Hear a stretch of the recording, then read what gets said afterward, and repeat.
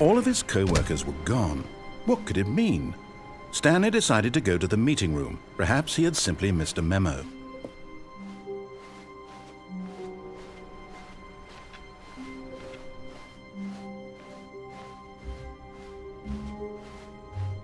When Stanley came to a set of 2 open doors, he entered the door on his left. This was not the correct way to the meeting room, and Stanley knew it perfectly well. Perhaps he wanted to stop by the employee lounge first, just to admire it. Ah, yes, truly a room worth admiring. It had really been worth the detour after all, just to spend a few moments here in this immaculate, beautifully constructed room. Stanley simply stood here, drinking it all in. But eager to get back to business, Stanley took the first open door on his left.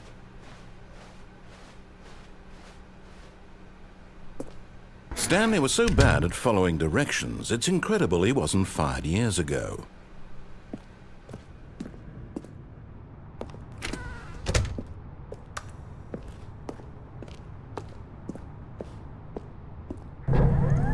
Look, Stanley, I think perhaps we've gotten off on the wrong foot here. I'm not your enemy, really, I'm not. I realize that investing your trust in someone else can be difficult, but the fact is that the story has been about nothing but you all this time. There's someone you've been neglecting, Stanley. Someone you forgot. What? Really? I was in the middle of something. Do you have zero consideration for others? Are you that convinced that I want something bad to happen to you? Why, I don't know how to convince you of this, but I really do want to help you, to show you something beautiful. Look, let me prove it. Let me prove that I'm on your side. Give me a chance.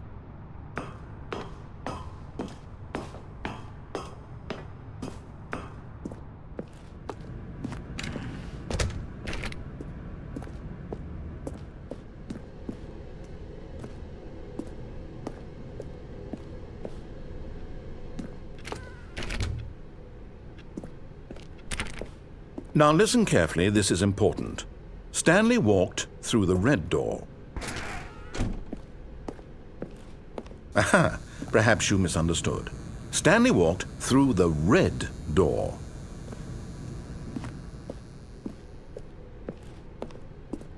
I still don't think we're communicating properly. Stanley walked through the red door. All right, fine, go ahead, Stanley. You want to know so badly what's out there? You want to find out what lies at the end of this road you've chosen? Well, don't let me stop you. You see? There's nothing here. I haven't even finished building this section of the map, because you were never supposed to be here in the first place. Broken rooms, exposed developer textures. Is this what you had wanted? Was it worth ruining the entire story I had written out specifically for you? Do you not think I put a lot of time into that? Because I did. And in the end, it was all for nothing, because this is what you wanted to see. Help me here, Stanley. Help elucidate these strange and unknowable desires of yours. What would have made this game better? What did you want to see? Vehicles? Skill trees? Work with me. You've given me absolutely nothing so far. Tell you what, let me take a stab in the dark at a new design, and you can give me some feedback. There we go. A third option. This already feels leaps ahead of where we were before. Go ahead, Stanley. Take it for a spin.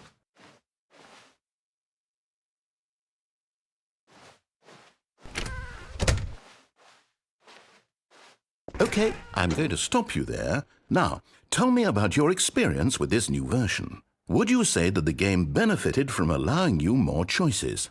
Feel free to be honest. I'm looking for some real critical feedback here. A 1? I mean, I can understand if you had reservations, you saw ways the game could be improved to more fully express itself mechanically and artistically, but a 1? That's not even helpful. What am I supposed to do with that? But I guess it isn't my place to judge. Here, based on the data from your previous playthrough, I've compiled a new version. And to be perfectly candid, I think I've knocked it out of the park with this one. Let's take a look.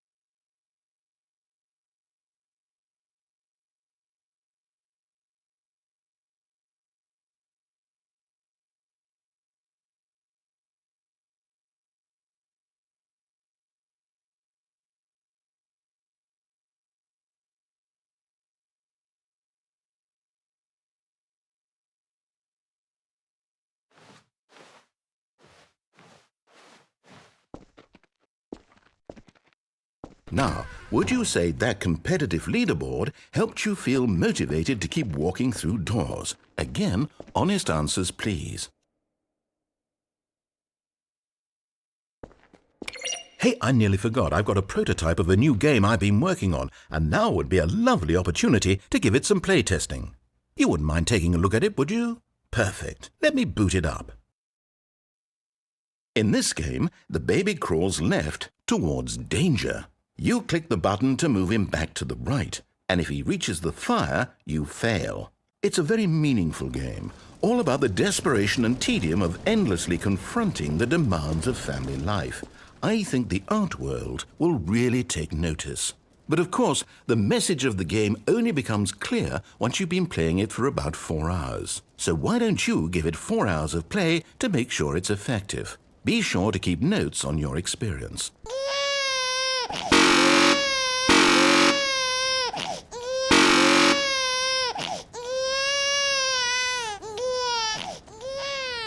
You heartless bastard!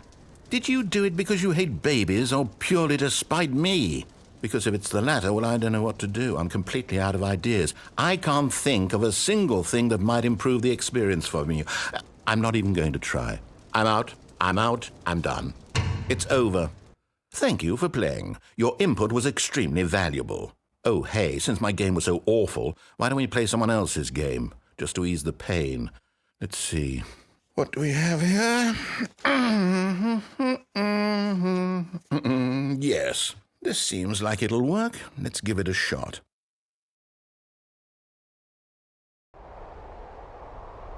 Aha! Fascinating. What do you think this game is about, Stanley? What's our backstory? What is our motivation? Well, it seems obvious to me that you are meant to play as a creepy man spying on innocent civilians below you from up high in your creep tower, perhaps for some sort of twisted erotic purpose. Yes, that must be it. What a fascinating venture into the experience of total mental depravity. So far, I love everything about this game, Stanley, and it seems there's even more. Come, let's venture outward and see what else is out there.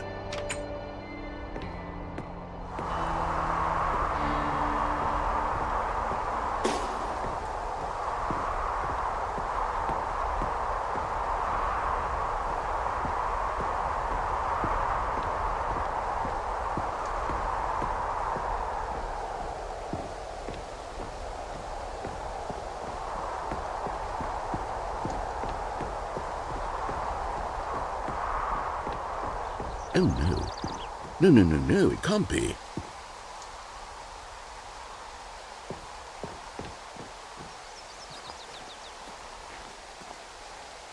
It is. It's an open world game. Good God, quickly block it off. Oh, thank goodness, Stanley. What a close call. You nearly wandered off into that thing, that big, open, just wandering around, no right or wrong directions, no path to follow. You can just go in any... Oh, thank heavens we avoided it.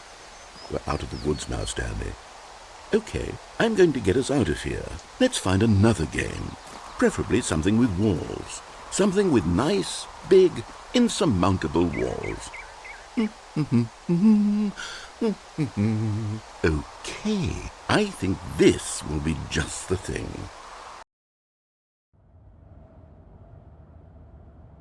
Wonderful. See, this is exactly what I had in mind. Just a nice big box for you to run around in. There isn't any possibility that you could get lost here. Now this is game design.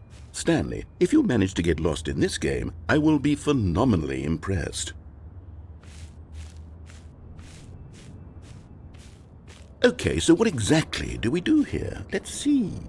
There are lots of cars here in the back, but obviously there's no racetrack. Okay, I'm seeing that there's a ball of some kind back here. Is this game sports ball? Stanley, I think it's sports ball. Oh, what fun. We shall run the bases and do a touchdown together. Yes, I think surely we must. Okay, Stanley, here's the ball. Have fun.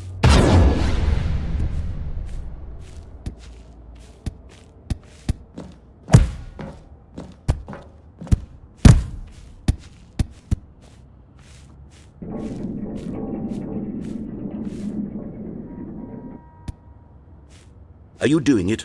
Are you winning? Is this fun? Is it better than my miserable little story that I worked so hard on? Stanley, I have a thought, and I realize I'm not a sportsologist, but if one ball generates a certain amount of raw adrenal pleasure, then surely multiple balls makes for an even more euphoric sports experience. I'm going to try it out. Here comes another ball. Yes! Oh goodness, that really does feel amazing, doesn't it? Stanley, I'm like a child in a confectionery shop. I simply have to have more. I'm insatiable. More balls!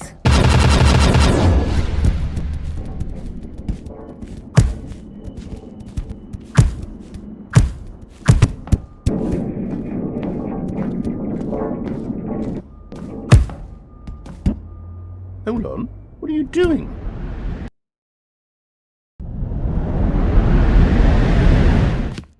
Stanley, don't do that. I can't follow you there. I can't help you. How will you write a story without me? You can't do it. You know that. Stanley, come back. We still have so much.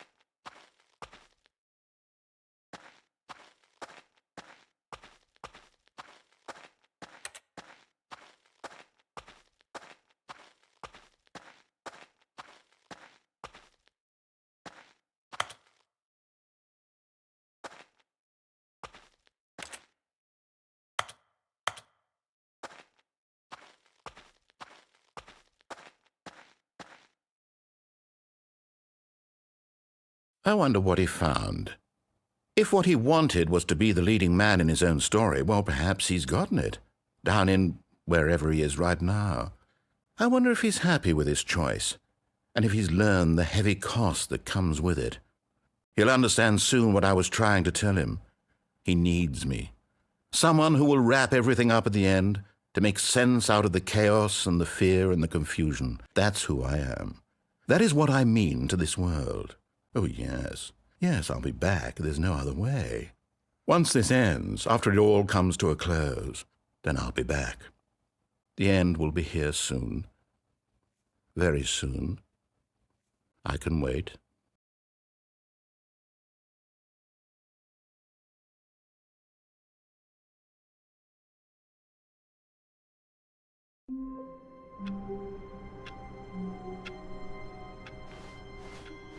All of his co-workers were gone. What could it mean?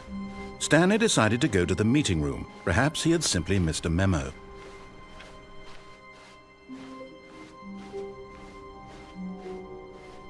When Stanley came to a set of 2 open doors, this was not the correct way to the meeting room, and Stanley knew it perfectly well. Perhaps he wanted to stop by the employee lounge first, just to admire it. Wow, yes, this room. But eager to get back to business, Stanley took the first open door on his left.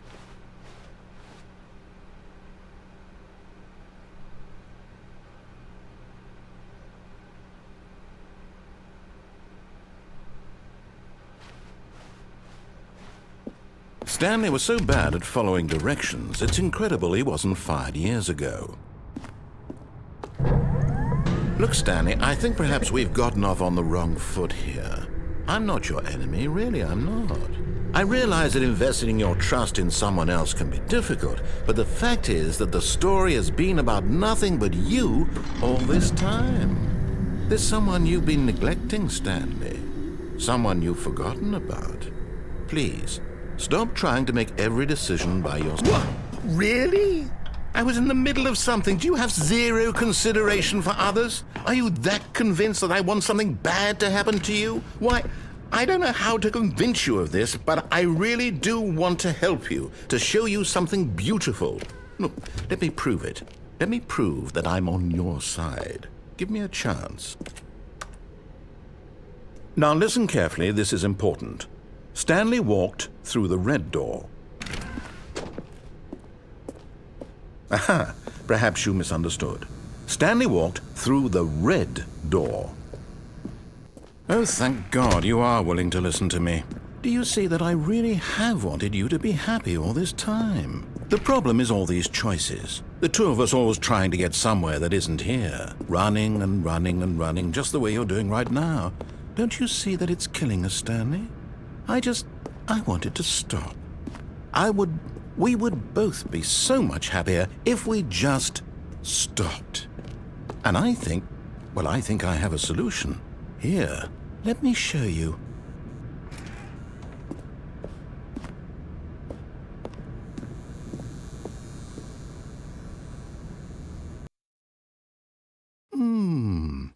What do we want? What are we looking for?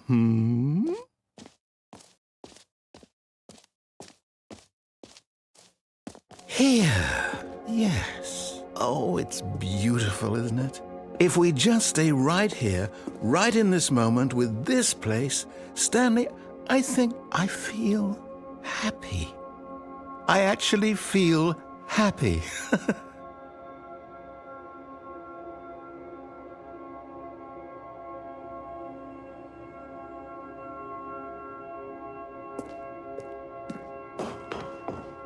No, wait. Where are you going? Right. Where were we?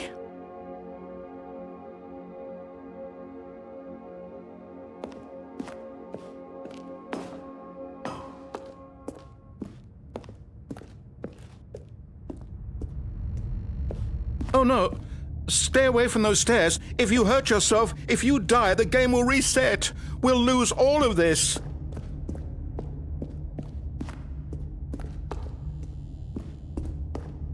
Please, no, Stanley, let me stay here. Don't take this from me. Please, Stanley, think about what you're doing.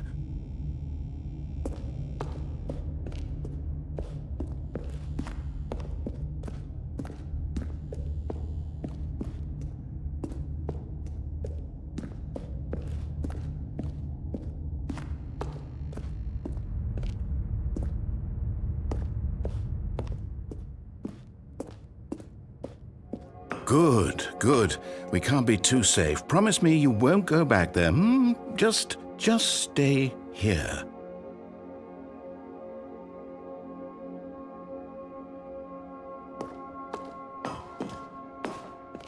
No! What did we talk about? You're risking everything we achieved here. You heard me before, didn't you? You will die! What about this isn't getting through to you?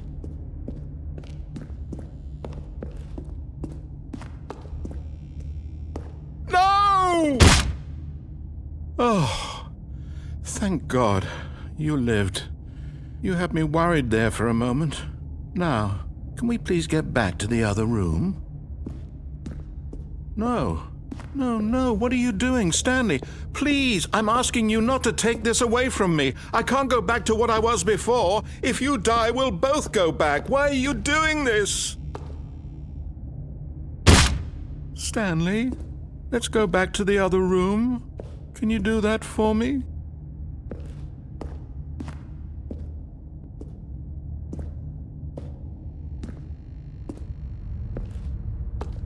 Yes. Perhaps you can. Perhaps you finally see what I'm talking about.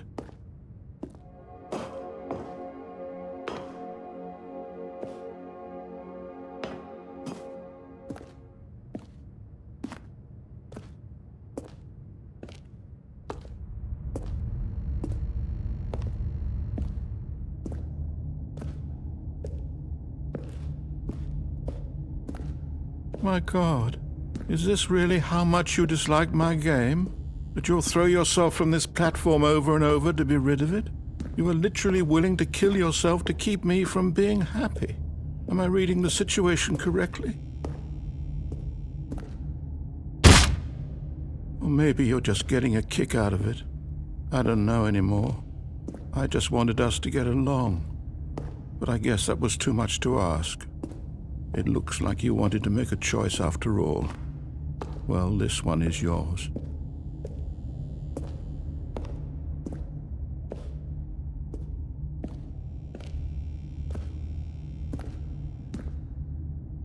Is it over? It's going to restart, isn't it? I'm going back.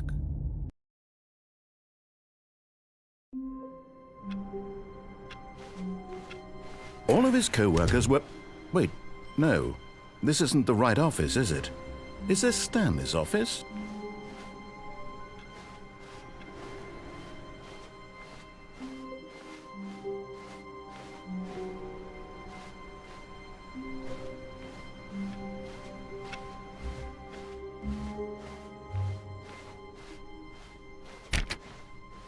When Stanley came to a set of 2 open doors, he entered the door on his left. This was not the correct way to the meeting room, and Stanley knew it perfectly well. Perhaps he wanted to stop by the employee lounge first, just to admire it. The lounge was sublime, a work of art. What was it about this room that called so deeply and so personally to Stanley? Its grace? Its subtle charm? No. Stanley knew it was something deeper, something darker. But eager to get back to business, Stanley took the first open door on his left.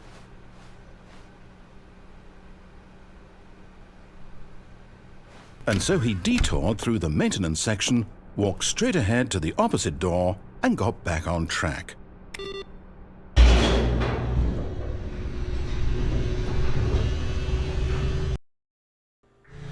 But Stanley didn't want to go back to the office. He wanted to wander about and get even further off track. So now in order to get back, he needed to go, from here it's, left.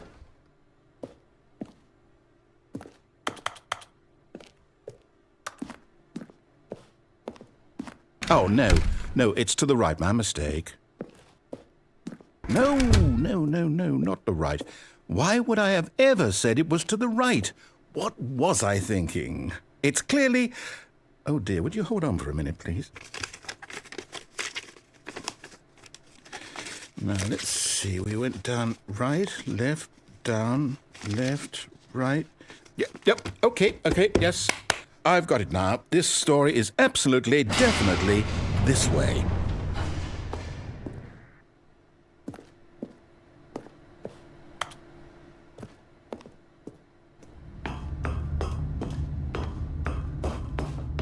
No. This isn't right at all. You're not supposed to be here yet. This is all a spoiler. Quick, Stanley, close your eyes. Okay. We just have to get back to, oh, who am I kidding? It's all rubbish now. The whole story completely unusable. How about, rather than waste my time trying to salvage this nonsense, we'll just restart the game from the beginning. And this time, suppose we don't wander so far off track, Okay, from the top.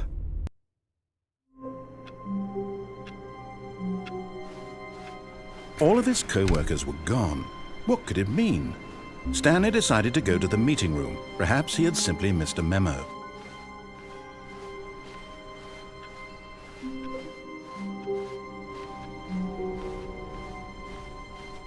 When Stanley... Wait, what? No, I restarted. I swear I definitely restarted the game over, completely fresh. Everything should be... Oh, did something change? Stanley... Did you change anything when we were back in that room with all the monitors? Did you move the story somewhere or... Hold on. Why am I asking you? I'm the one who wrote the story. It was right here just a minute ago. I know for sure that it's here somewhere. Okay, then. It's an adventure. Come, Stanley. Let's find the story.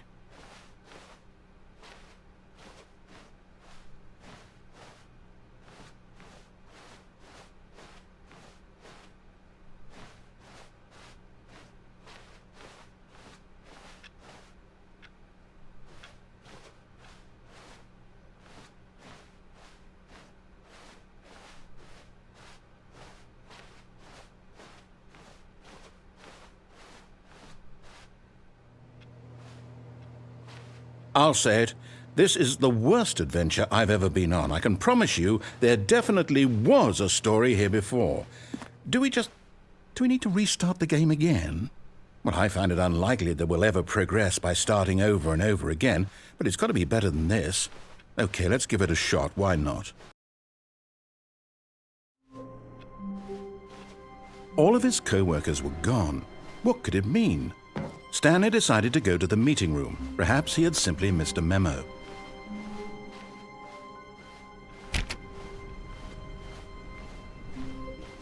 Okay, yep, it's worse. I might be remembering this wrong. It's possible the story is back where we just came from. Why don't we go back the other direction and see if we missed anything?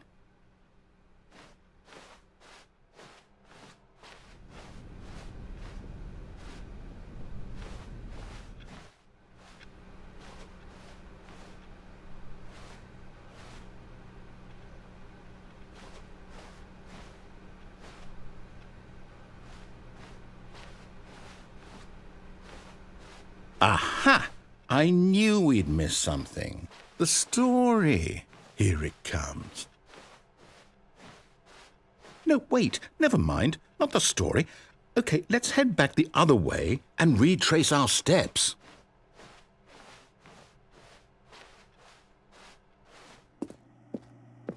Now this...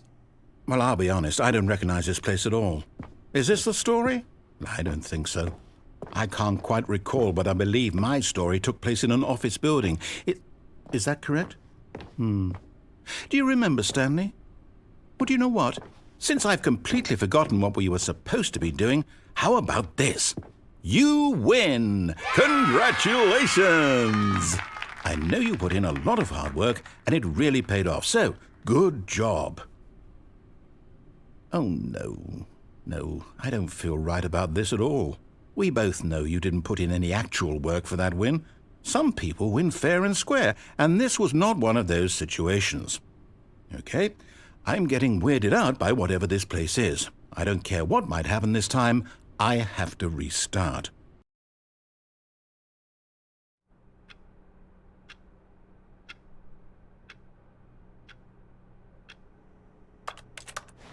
All right, I've got a solution. This time, to make sure we don't get lost, I've employed the help of the Stanley Parable adventure line. Just follow the line. How simple is that?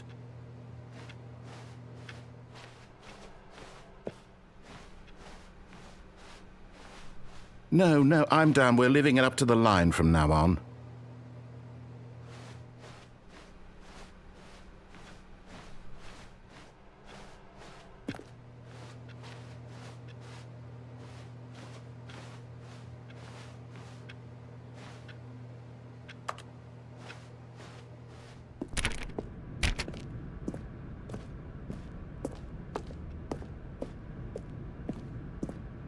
You see? The line knows where the story is. It's over in this direction. Onward, Stanley, to destiny. Though, here's a thought. Wouldn't wherever we end up be our destination, even if there's no story there? Or to put it another way, is the story of no destination still a story? Simply by the act of moving forward, are we implying a journey such that a destination is inevitably conjured into being via the very manifestation of the nature of life itself? Okay, Stanley, I need to follow this train of thought for a minute. Just stick with me. Now, we can both agree that the nature of existence is in fact a byproduct of one's subjective experience of that existence, right? Okay, now if my experience of your existence rests inside of your subjective experience of this office, is this office, in fact, the skeleton of my own relative experiential mental subjective construct? Whoa. Hang on. That got a bit weird back there. Well, I'd like to apologize. Not sure where I was going with all that. You know what? I think what we need right now is a bit of music to lighten the mood.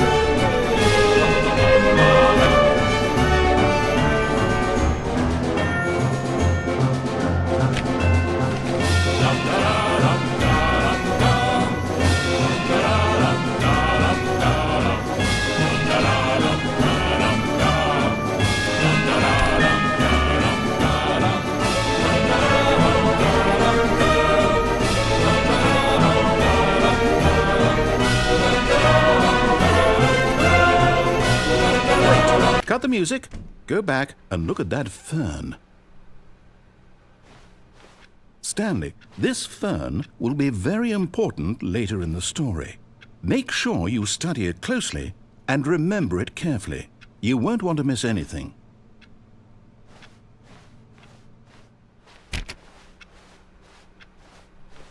Wait, what? We're back at the office? No. Line, you do know we're looking for the Stanley Parable, right? The story? Is any of this ringing a bell?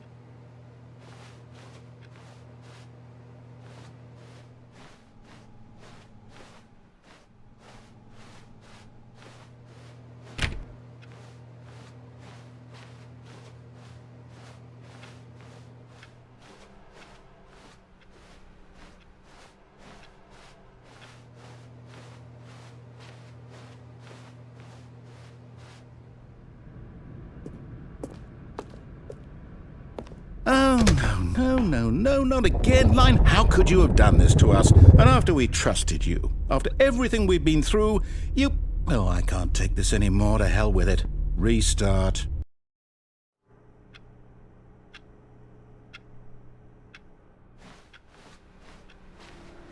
You know what, Stanley? I say forget the adventure line. What's it ever done for us? We're intelligent people, right? Why can't we make up our own story? Something exciting, daring, mysterious. This all sounds perfectly doable. Why don't we simply start wandering in, well, I don't know. How about this direction?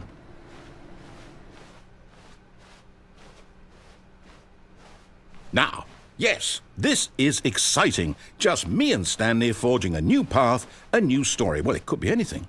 What do you want our story to be? Go wild. Use your imagination. Whatever it might be, Stanley, I'm ready for it.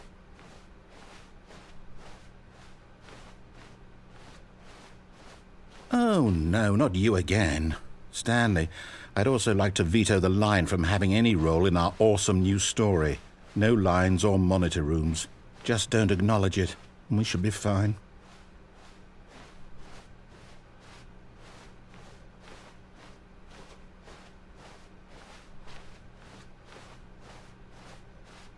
Ah, a choice. We get to make a decision. From here, the story is in our control. How important we mustn't squander the opportunity. In fact, I believe I need a minute to think here. Just walk in circles for a minute. Okay, so I know that each door has to lead somewhere, which means that somewhere, the place where we're trying to go, there must be a reverse door that leads here. And that in turn means that our destination corresponds with the counter-inverted reverse door's origin. So starting from the right, let us ask, will taking the right door lead us to where we're going? And since the answer is clearly yes, then by all accounts, the door on the right is the correct one. Another victory for logic. Come, Stanley, our destiny awaits.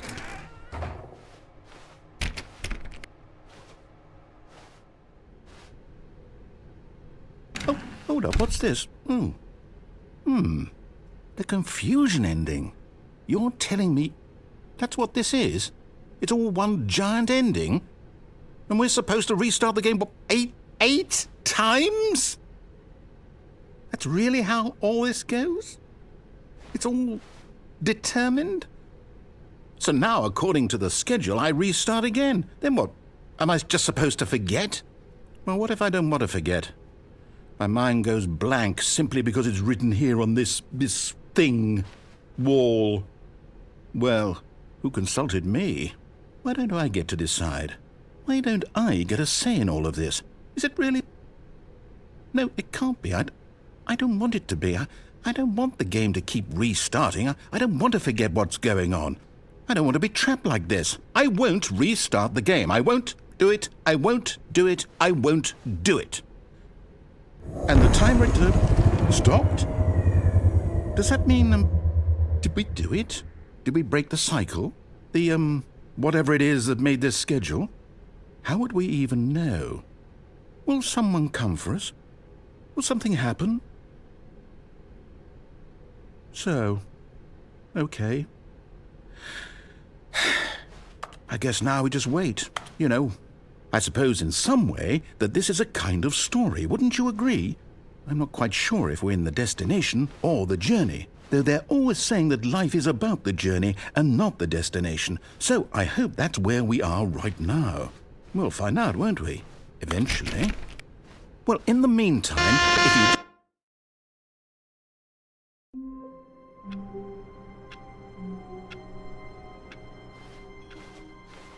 Even now, Stanley's office was a distant memory. What did it look like? There was a computer, perhaps, and a painting. Was it a painting or a photo? He could no longer recall.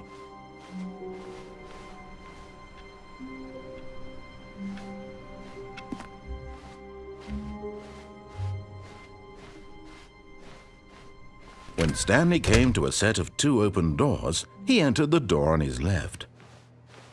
This was not the correct way to the meeting room, and Stanley knew it perfectly well. Perhaps he wanted to stop by the employee lounge first, just to admire it. Standing now in this incredible room, Stanley for the first time understood true happiness. Then the feeling went away, and he felt sad again. Then it came back, and lingered for a minute or two. Now it's only half there, just a kind of, tingle. But eager to get back to business, Stanley took the first open door on his left.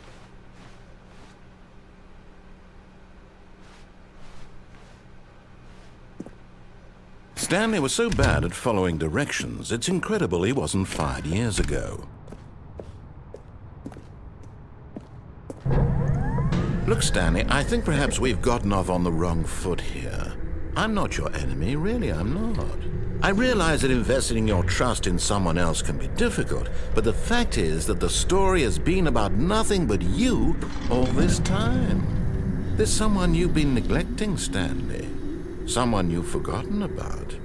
Please, stop trying to make every decision by yourself. Now, I'm not asking for me, I'm asking for her. This is it, Stanley. Your chance to redeem yourself, to put your work aside, to let her back into your life. She's been waiting. That's her, Stanley.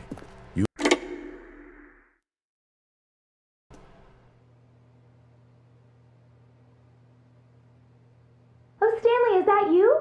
Hold on, sweetie. Sorry to keep you waiting. I'm just pulling the bread out of the oven. All right. Okay, there we go. All right, now, I want you to come in and tell me all about your day. Gotcha! Oh, come on. Did you actually think you had a loving wife who'd want to commit their life to you? I'm trying to make a point here, Stanley. I'm trying to get you to see something. Come inside. Let me show you what's really going on here. This is a very sad story about the death of a man named Stanley. Stanley is quite a boring fellow. He has a job that demands nothing of him, and every button that he pushes is a reminder of the inconsequential nature of his existence. Look at him there, pushing buttons, doing exactly what he's told to do. Now he's pushing a button. Now he's eating lunch. Now he's going home. Now he's coming back to work. One might even feel sorry for him, except that he's chosen this life.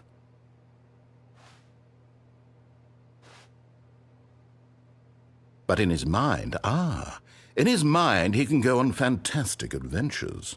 From behind his desk, Stanley dreamed of wild expeditions into the unknown, fantastic discoveries of new lands. It was wonderful, and each day that he returned to work was a reminder that none of it would ever happen to him. And so he began to fantasize about his own job. First, he imagined that one day while at work, he stepped up from his desk to realize that all of his co-workers, his boss, everyone in the building had suddenly vanished off the face of the earth. The thought excited him terribly. So he went further. He imagined that he came to two open doors and that he could go through either. At last, choice. It barely even mattered what lay behind each door. The mere thought that his decisions would mean something was almost too wonderful to behold. As he wandered through this fantasy world, he began to fill it with many possible paths and destinations. Down one path lay an enormous round room with monitors and mind controls. And down another was a yellow line that weaved in many directions. And down another was a game with a baby. And he called it the Stanley Parable. It was such a wonderful fantasy, and so in his head he relived it again, and then again, and again, over and over, wishing beyond hope that it would never end, that he might always feel this free. Surely there's an answer down some new path, mustn't there be? Perhaps if he played just one more time. But there is no answer. How could there possibly be? In reality, all he's doing is pushing the same buttons he always has. Nothing has changed. The longer he spends here, the more invested he gets, the more he forgets which life is the real one. And I'm trying to tell him this, that in this world he can never be anything but an observer, that as long as he remains here, he's slowly killing himself. But he won't listen to me. He won't stop. Here, watch this. Stanley, the next time the screen asks you to push a button, do not do it. You see? Can he just not hear me? How can I tell him in a way that he'll understand that every second he remains here, he's electing to kill himself? How can I get him to see what I see? How can I make him look at himself?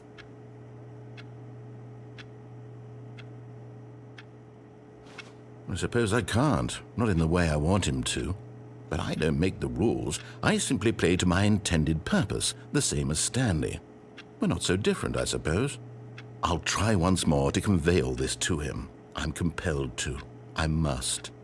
Perhaps, well, maybe this time he'll see. Maybe this time. And I tried again, and Stanley pushed a button. And I tried again, and Stanley pushed a button. And I tried.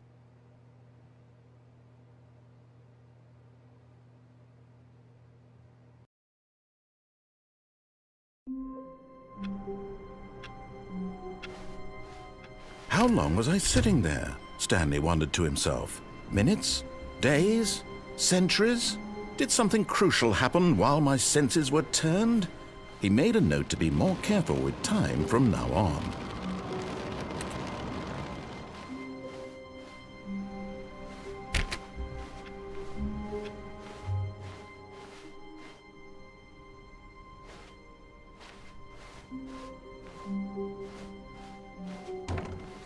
Oh, new content? What does that mean, new content?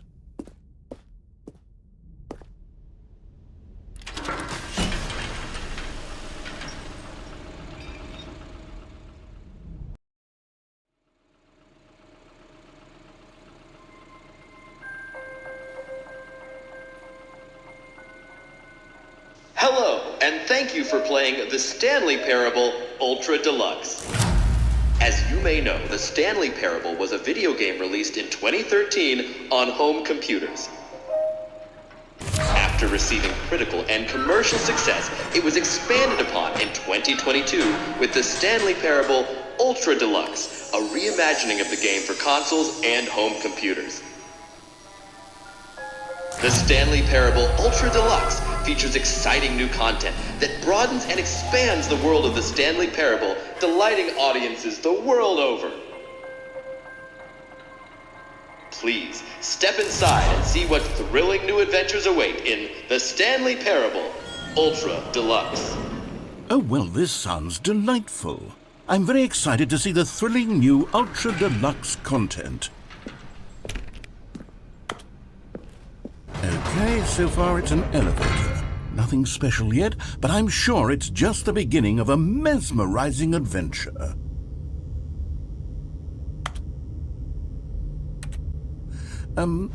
Is it broken? What's going on here? Should we be moving somewhere or... Oh, there we go. All right, finally, at long last, it's on to the new content. I've never been more ready. Let's do it.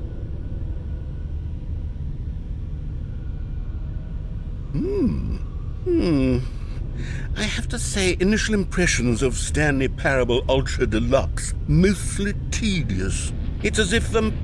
Oh, okay. Let's see the content. Give me the content, Stanley.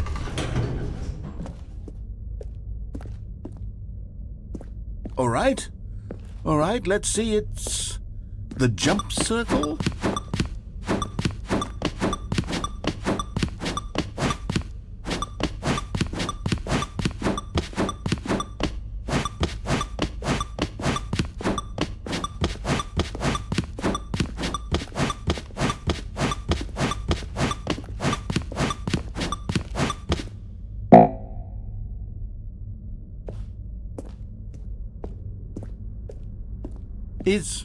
Is that it?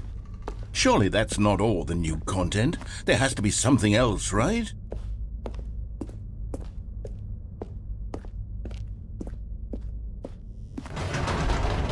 Goodness, another elevator. Stanley, I have to say, initial impressions of this game are not positive. It's just elevators and jumping. Is this what passes for exciting new content? If this is new content, then I could just read you the whole dictionary. There's 20 hours of new content right there. Hell, I could count to 30 trillion. You could put that on the box. The Stanley Parable Ultra Deluxe, now with over 1,000 hours of new content. And oh, wait, there's more. Very good. Yes, I knew there had to be something else. Let's see it. I'm ready for whatever it is.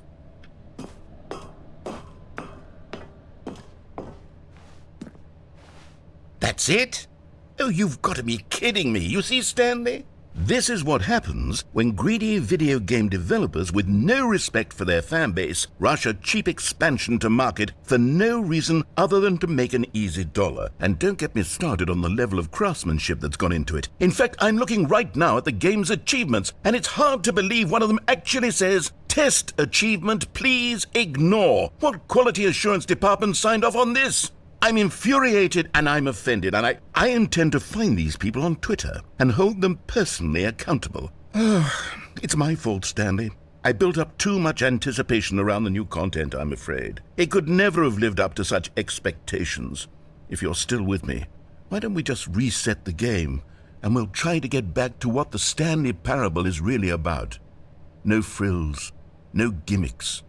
Just you and me having a great time together like always. What do you say, friend?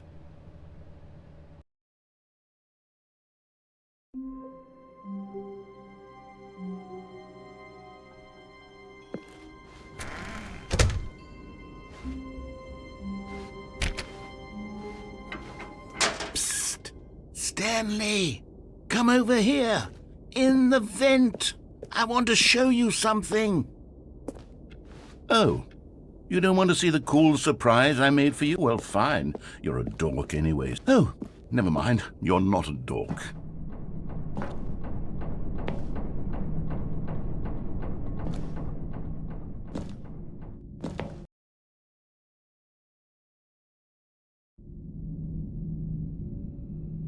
Okay, you remember how cheap and unsatisfying the new Ultra Deluxe content turned out to be? Well, it got me thinking about the past, and how much better the Stanley Parable used to be. So I made something special and tucked it away here where the game's developers won't find it. Just our little secret. Take a look. I call it the Memory Zone. It's where I've been storing all my favorite memories so I can relive the peak experiences of my life whenever I want. Experiences like the launch of the Stanley Parable on PC. You see, Stanley, doesn't the Memory Zone remind you of how wonderful Stanley Parable was before it was sullied with a cheap re-release? Remember back in October of 2013, when the game originally launched? Back then, video games had integrity. Back then, it all meant something. Oh, the waste.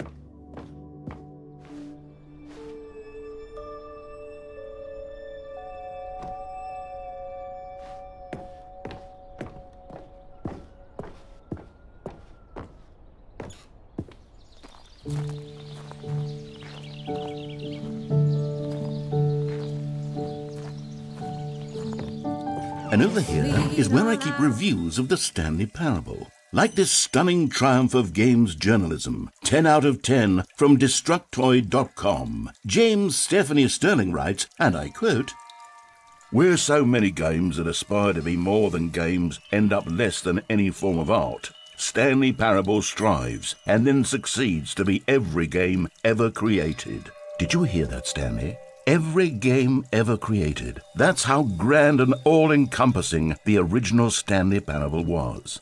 It was literally every game ever created. It was Skyrim, it was Persona 3, it was all of them, and now it's nothing. It's no games at all. It isn't even the Stanley Parable anymore. It's just a husk now, a lifeless husk with an hour of new elevator content.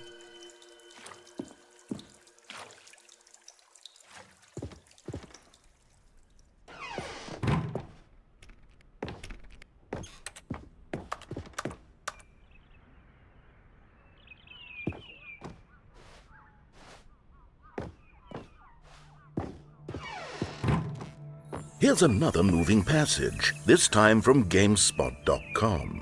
The Stanley Parable is both a richly stimulating commentary on the nature of choice in games and one that offers some of the most enjoyable, surprising, and rewarding choices I've ever been confronted with in a game. 9 out of 10. Don't you get it, Stanley? The game was perfect. It didn't need anything else. It didn't need new content.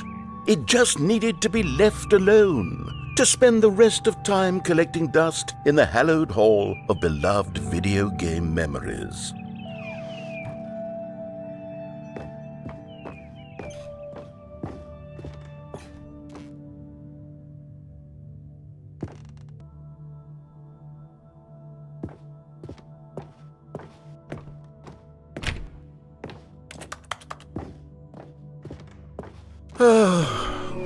These were simpler times, Stanley. But I wouldn't give to go back, to have it all over again. Wait, hang on. I don't recall this part of the memory zone before. What's this? What's down here? Oh no. Oh God, no. Stanley, it's a collection of reviews from Steam, the online video game distributor. I haven't looked at these in years. I can't even imagine what's been collecting down here. Surely these reviews were glowing as well, weren't they?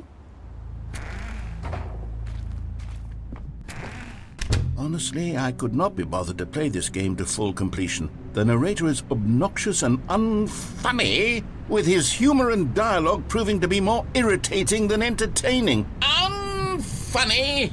I'm not trying to be funny. I'm trying to make a serious work of art. I suppose I could write up a handful of gags to insert into the Stanley Parable, but the game is already such a densely layered web of profound philosophical insights that I can't even imagine where I'd have the room to stick them.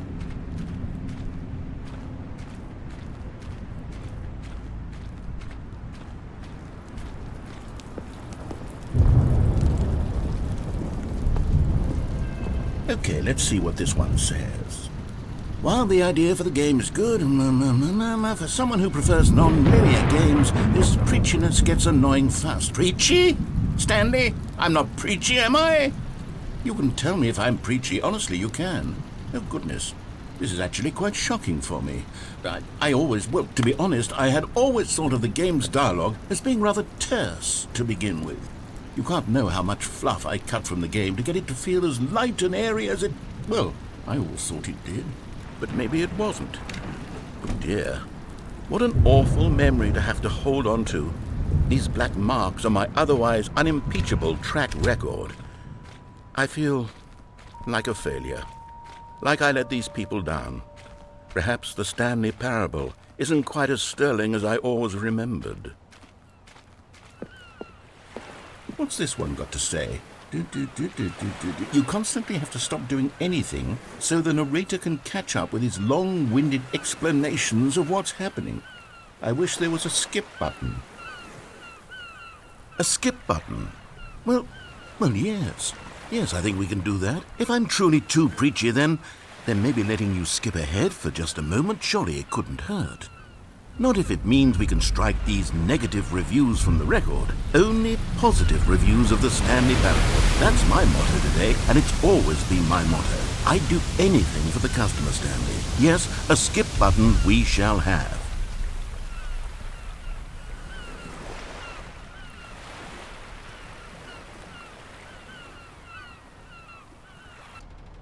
And here it is. Go ahead and give it a shot. I'll pop you forward in time so that the second my incessant droning starts to bore you, with just the push of a button, you'll have zipped right past it. It's what the players have been asking for.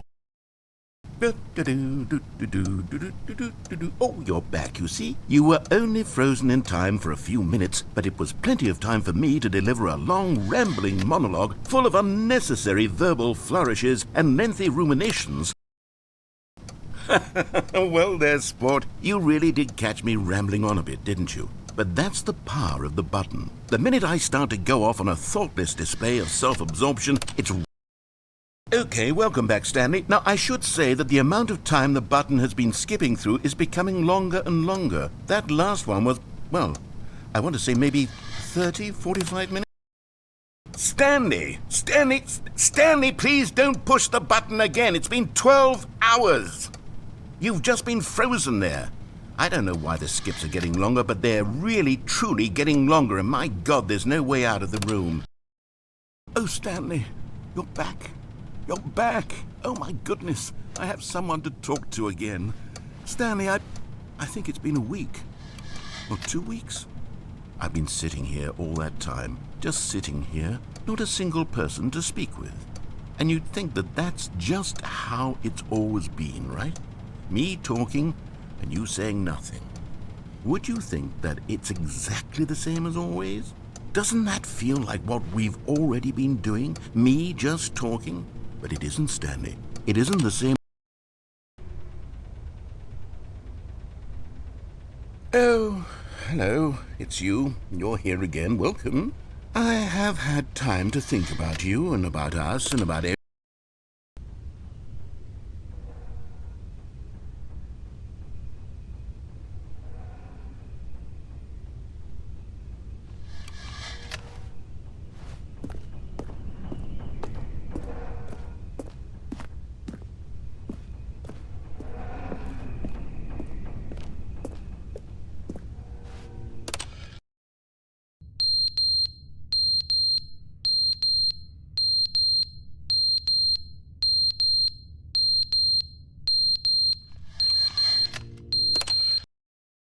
But they didn't understand the game was never meant to be funny. It was meant to have a point. It was meant to speak to the human condition. But where are the jokes? Where are the jokes? They bemoaned, they screamed, they gnashed their teeth and said, entertain us. It wasn't enough. They had to leave a pathetic little thumbs-down review and make all of their pitiful demands. But then, he's talking too much, they said. First, he didn't entertain us, now he won't shut up. It's the inconsistency, it's the lack of accountability. It's the unwillingness to examine with an uncompromising heart the words that they are speaking into the world. As though there were no consequences for a...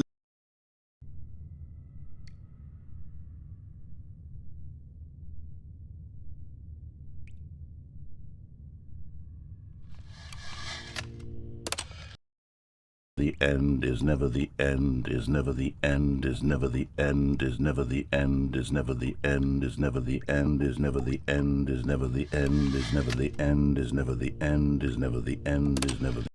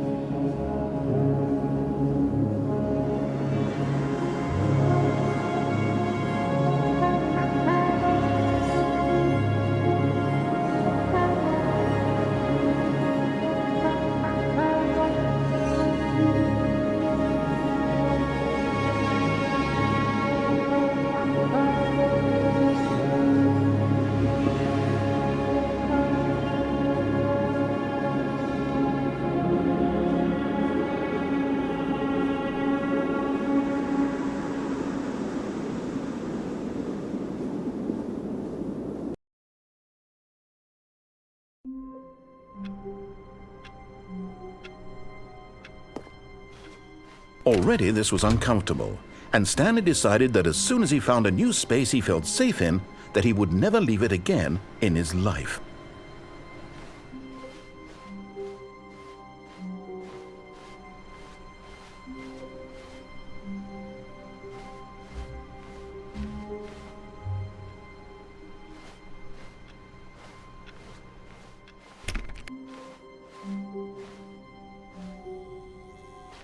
Oh, good. You noticed my sign. Yes, I have something very exciting to show you.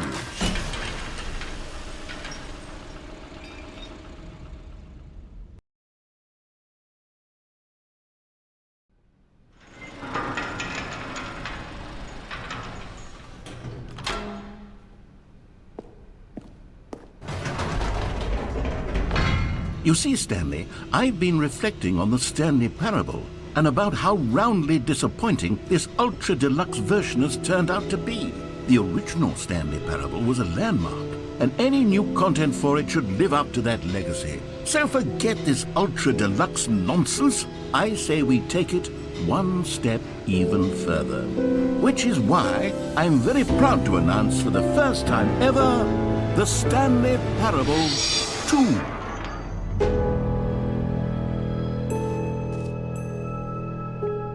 Yes, you see, isn't this far superior to a measly re-release with a few minor additions? Think of all the new territory we'll cover with a fully fledged sequel. An entirely new experience, built from the ground up. Why, there are so many possibilities. It could go in so many different directions. This is what fans have truly been asking for.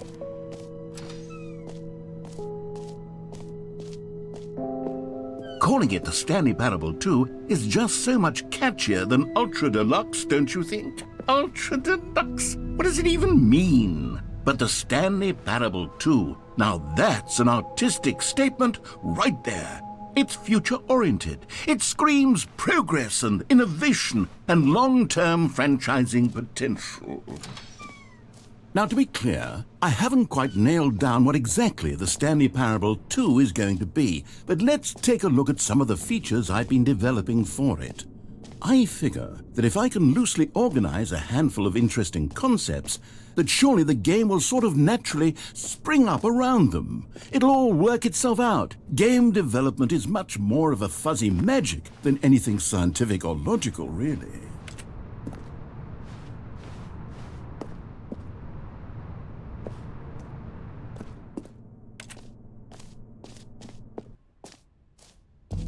Here we are. Go on, try out some of the new features.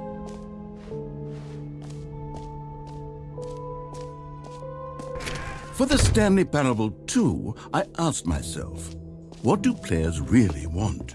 And of course, the first and most obvious answer is that they want to be individually recognized and validated as people. So with that in mind, my first addition to the game is this button which speaks the name of the person playing the game.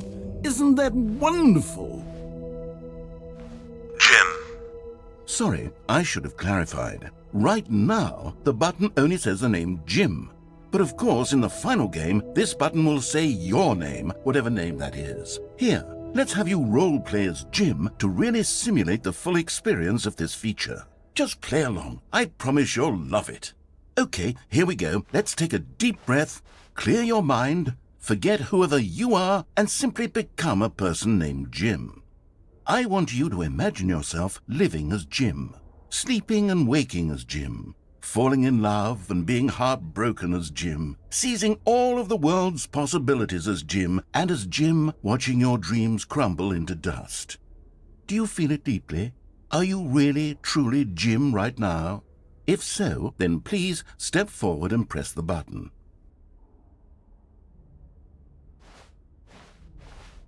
Jim.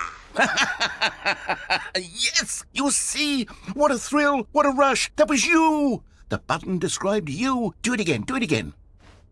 Jim. Oh, it hits even harder the second time. If this were the only new feature in the Stanley Parable 2, it would still be worth the money. Let's take a break from the Jim button. I'm too emotionally drained from all of this personal validation.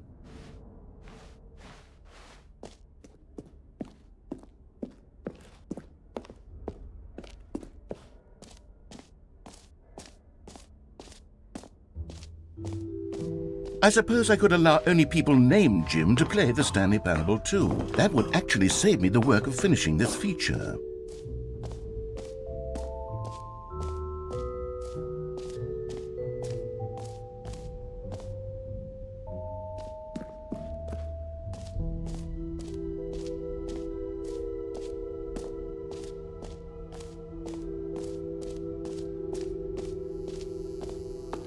Now here's something special. You remember that broken test achievement that got left in the game on accident? Well, I'm developing a technology to simply give you the achievement.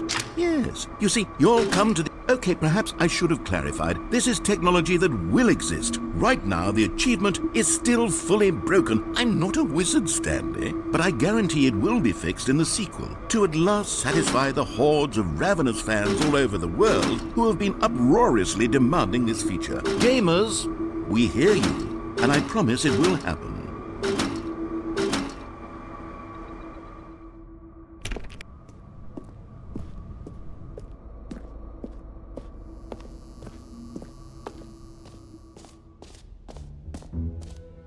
What else? What other exhibits haven't we seen yet?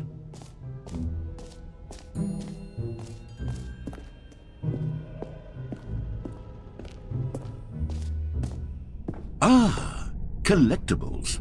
Now it's a real video game. In the Stanley Parable 2, you'll run around gathering up these miniature Stanley figurines. And what's truly innovative is that there will be no reward for collecting all of them. I don't want to stifle the intrinsic joy of watching a number go up. You simply collect all of them, and then you move the hell on with your unremarkable life.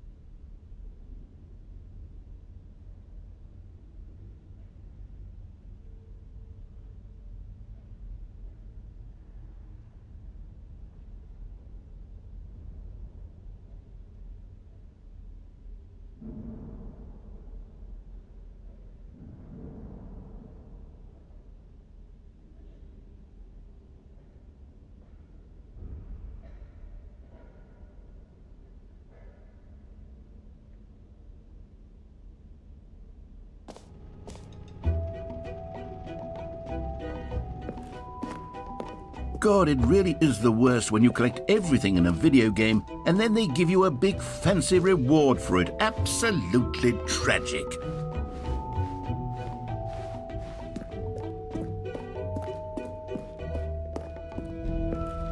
Oh goodness, Stanley, this is fairly awkward. I hate to do this, but before you leave, you really should go to the bucket exhibit. You see, there's a surprise I was going to spring on you later, and it involves the bucket.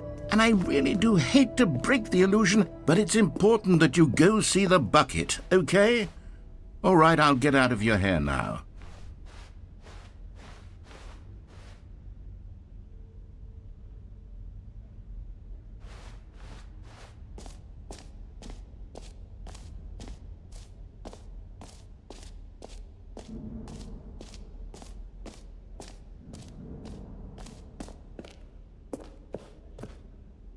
A common complaint of the Stanley Parable was that it was confusing and paradoxical, that it engendered a chaotic sense of reckless despair in those who played it. Well, I am happy to say that after much consideration, I've engineered a clever solution to this fundamental problem with the game. It's the Stanley Parable Reassurance Bucket. You see, Stanley, anytime you're holding the bucket, a sense of calm and ease will fill your mind and your heart. It's true. As long as you hold on to the bucket, the many disorienting contradictions of the Stanley Parable will feel perfectly normal and perhaps even comforting. You may even come to long for the gentle embrace of jarring cognitive dissonance while the bucket is in your arms. And to be honest, it's a much more convenient solution for me than actually redesigning the game to be less uncomfortable. Can you imagine what a pain in the ass that would be? Yes, the bucket is the perfect solution. Come on, give it a try.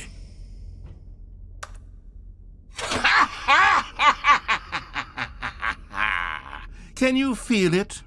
The glow of comfort, even in the face of crushing despair, must already be sweeping through your body. And in fact, can I say that I do believe the bucket lends you an air of charisma as well? I think that just holding it has made you the slightest bit more attractive as a person.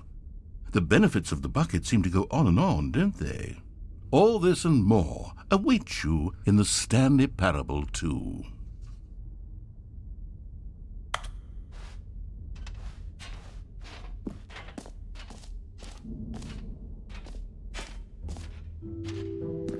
Does anyone give out awards for most enjoyable bucket in a video game?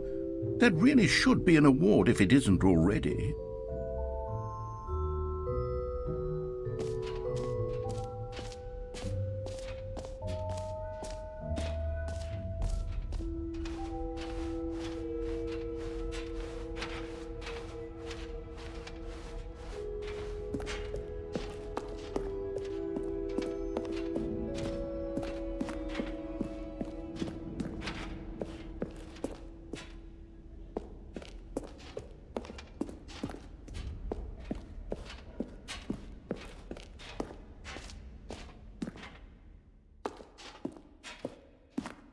So, Stanley, what do you think? Do you like all of the new features? Yes, I know it's not exactly clear yet how exactly these features will come together as one single coherent video game, but I can feel it in my soul. It's going to work. There's definitely a good game in there somewhere. Say, let's do an experiment. I'll arrange these new features together, and we'll see whether or not it coheres into a meaningful gameplay experience. Okay, are you ready? Here it is. I give you the Stanley Parable 2.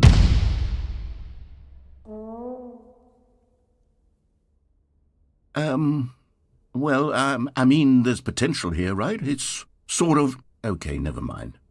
Hold on, let me do a different arrangement. Okay, yes, this is much better. I feel good about this. Here we go. Version 2. Who am I kidding, Stanley? This isn't a coherent video game at all. It's a lot of gags. And I do very much enjoy creating gags, but they don't add up to anything. I wanted more than anything to create a sequel that would capture all the magic of the first game. I wanted fans to love it. No matter how good these gags are, they won't stand on their own. They would need the structure and the gameplay of the original. Wait, maybe that's it. I can take the original Stanley Parable and simply, insert a few of my new features into it. Tastefully, of course. With respect. With care for the vision and integrity of the original game. Would it possibly work? I suppose it could. But it would need a really, really tremendous title screen. A title screen that says with bold and uncompromising conviction, "This is the Stanley Parable 2. Let me see if I can whip something up. All right, perfect. Go ahead. Take a look.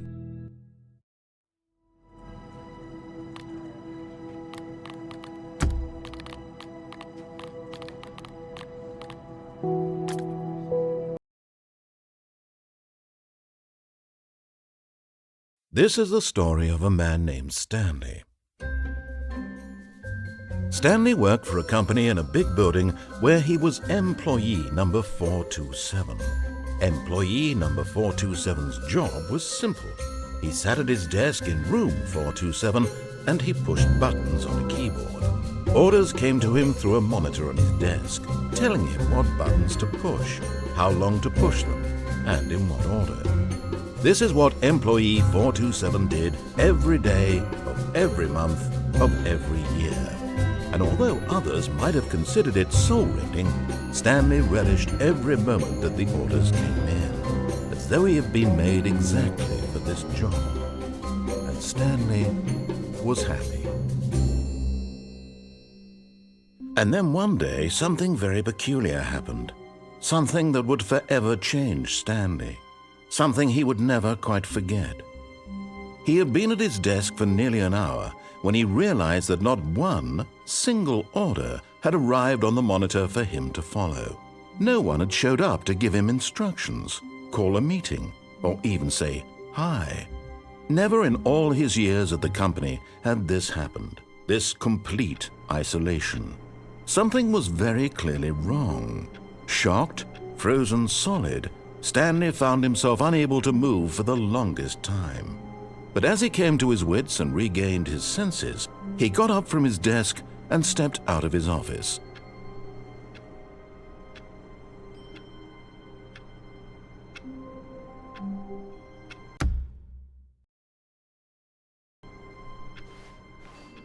All of his co-workers were gone. What could it mean? Stanley decided to go to the meeting room. Perhaps he had simply missed a memo. Stanley felt the bucket calling to him, begging him to pick it up. Why was he not doing it? Stanley picked up the bucket.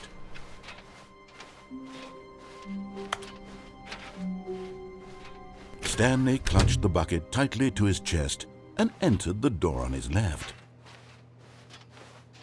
This was not the correct way to the meeting room, but Stanley had felt the bucket calling to him, telling him that the employee lounge was simply the place to be. And here it was. Had the bucket turned out to be correct? Was this better than the meeting room? Yes, Stanley thought to himself. Yes, perhaps it truly was. How insightful the bucket turned out to be.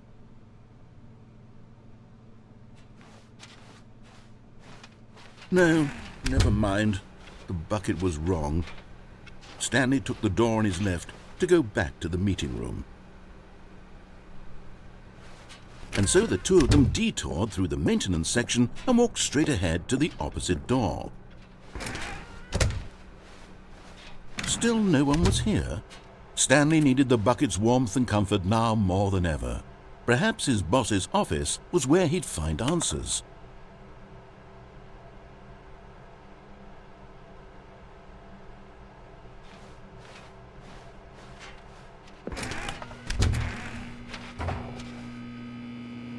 Oh, Stanley, can you feel it? The broom closet. It wants the bucket. You can feel that, can't you? The aura of jealousy. It's as clear as day. This broom closet believes it deserves the bucket. I can really feel it now. It's a bucket. It belongs in a broom closet. That's what the broom closet is trying to say here. It's supposed to go with the other cleaning supplies. Good for you, Stanley. Don't give in. Don't hand over the bucket. I know how hard it must be, given the pressure that the broom closet is putting on your shoulders right now, but you have to be strong. This is your bucket. This is your companion and lifelong friend. You can't hand it over. Oh, no. We're getting into name-calling now, it seems. Is this how low the broom closet has sunk, that it has to resort to this stream of petty insults simply in order to get you to hand over the bucket? Stanley, I never liked this broom closet for a variety of reasons, but even this is worse than I had imagined. And wait. Now the broom closet has the gall to imply that you and the bucket are not truly deep and lasting friends, that your relationship is purely superficial and convenient, that your life is so banal and meaningless that you'd feel the same sort of kinship towards any inanimate object which happened to lay in your path in an even partially enticing manner. Well, I never. Go on, Stanley. Lay into it. Really tell the broom closet off for its demeaning Coming to a staircase, Stanley and the bucket walked upstairs to the boss's office.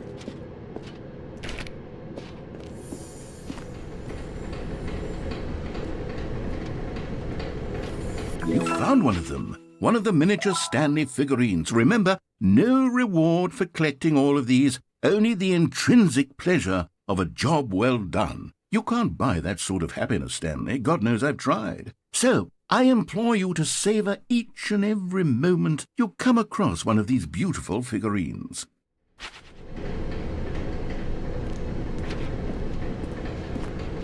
But Stanley just couldn't do it. He considered the possibility of facing his boss, admitting he had left his post during work hours. He might be fired for that. And in such a competitive economy, why had he taken that risk? All because he believed everyone had vanished? His boss would think he was crazy. And then something occurred to Stanley. Maybe, he thought to himself, maybe I am crazy. He looked down at the bucket in his arms. Am I crazy? He asked the bucket. The bucket returned his gaze, but said nothing at all. That's strange, Stanley thought. Usually the bucket is a source of guidance and wisdom for me in difficult times such as these. He held the bucket close, yet felt none of its familiar reassurance and comfort. And that's when Stanley realized, this isn't my bucket. It's just a normal, everyday bucket. Someone else's bucket, perhaps. How did I end up with someone else's bucket? This is all terribly wrong. Surely no good would come from this. Who knows what sorts of bizarre hallucinations Stanley might experience without the psychologically grounding presence of his bucket. And indeed, now he noticed that the rooms were repeating, which was, of course, very odd. And now he felt himself floating off the ground. Oh, gracious, he exclaimed. Without my bucket, I've gone truly mad. Where is it? I must find it. Far off in the distance now, he heard it, calling to him. Stanley! Stanley, it's me, the bucket. Could it truly be? He rushed forward from room to room, passing by one bucket after the next. None of them were his. None of them were his special bucket. Come to me, Stanley. Find me. He had to find the bucket. He had to return to his old friend. It was the only way to truly restore his sanity. And then suddenly, he froze dead in his tracks. He knew where the voice of the bucket had been coming from. The real bucket was inside of him all along. It was incredibly painful. Stanley doubled over in agony and blacked out.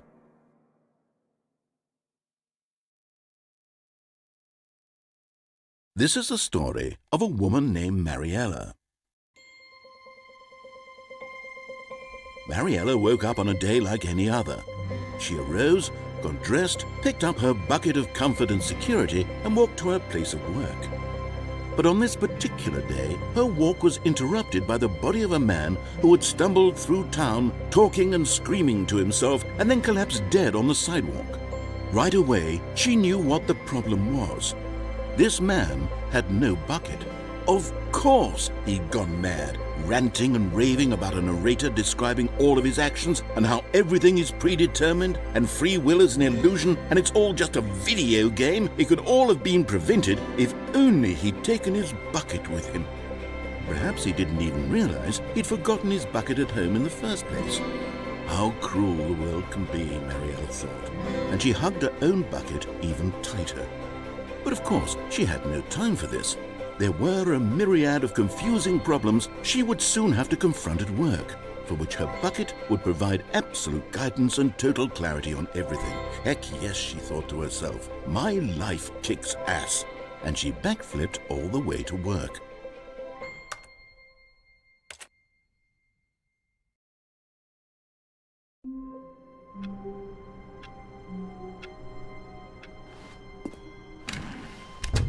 Stanley lifted the bucket into his arms, and a wave of comfort rushed over him. Stanley clutched the bucket tightly to his chest and entered the door on his left.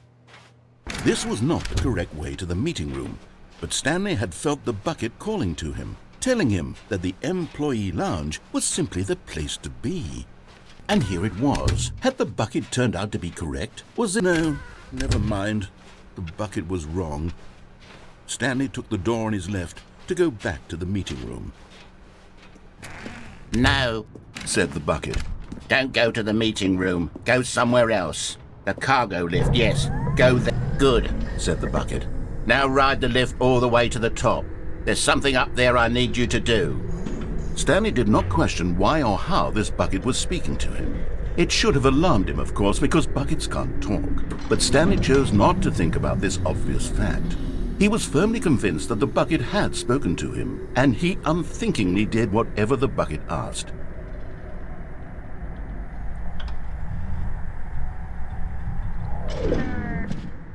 In here. Said the bucket. Go into this dark room over here. Stanley once again obeyed blindly. Now pick up the phone, said the bucket. Pick up the... Whoa, hold on. Why did you unplug the phone? Were you trying to resist the bucket's orders? Stanley, I was joking. Obviously, the bucket isn't talking to you and telling you to do things. Buckets can't talk. It was a joke. Don't you get the joke? It's funny, Stanley. A talking bucket. Can't you see? Oh, goodness. I must have really bungled up the delivery if you actually took me seriously. Where did I mess up the joke? Should I have paused for longer or spoken quicker? Comedic timing is so difficult. I wish I were better at it. But there isn't exactly an instructional video on comedy that one can watch to fully... Oh, wait, yes, there is. It's sitting right here. Let's take a look. What is comedic timing? What is comedic timing? How does it work? How long should it last? How can it be used to effectively silence your political enemies? And more importantly, can it be taught in its entirety within 90 seconds? Thankfully, the answer to all of these questions is yes. Let's dive deeper. If you've ever told a joke or made someone laugh, in all likelihood, you did it while standing 50 to 80 centimeters from them in a room of no more than 76 degrees Fahrenheit, with one of your arms raised straight upward at a 15-degree angle from your body. These are the optimal conditions for good comedic timing. To begin the joke, start by stating and spelling your name. Next, provide a brief synopsis of the joke, including the specific times at which the recipient of the joke will laugh, and then spell out your name a second time. With these steps complete, it's time to begin the humor. Speak the entire joke in no more than 18 seconds and no less than 13 and a half, pausing only for bathroom breaks when necessary. When the joke has concluded, it is customary to inform your listener that the joke is over by declaring in your loudest possible voice, "I'm Dunny with the funny." Let's practice screaming, "I'm Dunny with the funny" now.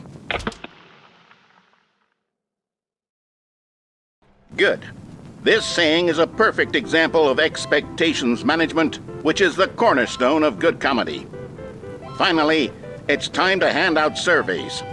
Collecting hard data from your audience on how rapt they were throughout the joke is the only way to grow or learn as a comedian. An effective survey should be no less than 10 pages long and should include the same question reprinted several times, just to ensure the survey taker is actually paying attention and not simply filling in answers at random. And that's all there is. With these strategies at your disposal, you'll have audiences doubled over in laughter and even tripled over in laughter in no time at all. Just remember to let them stop laughing at some point, you gut-busting little scamp. After all, we're each of us needed on the front lines of the war to fight the 12-legged invader who threaten our very existence and who very likely die in a hailstorm of bullets and mandibles. All of us must be prepared to give our lives to this noble cause, just as our children must do after us, and their children after them. Godspeed, and may Earth reign supreme. Hey, goodness, this video is a little outdated, isn't it? Well, no matter. I think the fundamentals of proper comedic timing are still as relevant today as they were back then. So with that in mind, I believe the only way forward is for us to return to the two doors and walk through all of this again, so I can try telling my story with more appropriate comedic delivery. Come along, let's head back.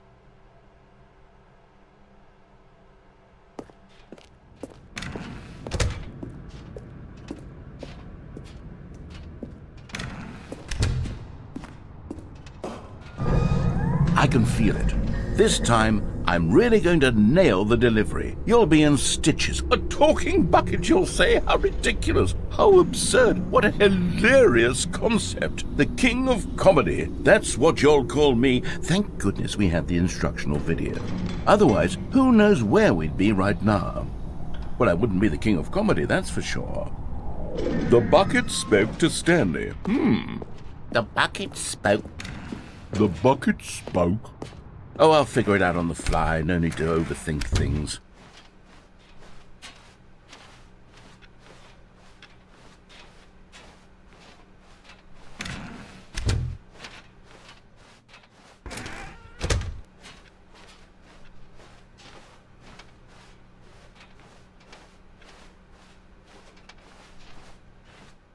Here we go. You ready? When Stanley and the bucket came to a set of 2 open doors, they entered the door on the left. No. You were supposed to go through the door on the right, leading back to the phone. Did you not even look at the instructional video? I think this is all covered very clearly. There's no way I can make the comedic timing work now. It's done. The joke is completely done and over. It's all your fault, Stanley. I'm going to be ridiculed in the community of other joke writers. I'm going to be shamed at every one of our meetings from now on. All because you couldn't watch a simple video and take a hint. Are you proud of yourself for bringing me down, Stanley? Are you proud? Here we go. You ready? When Stanley and the bucket came to a set of 2 open doors, they entered the door on the left. No. You were supposed to go through the door on the right, leading back. Here we go. You ready? When Stanley and the bucket came to a set of 2 open doors, they entered the door on the left.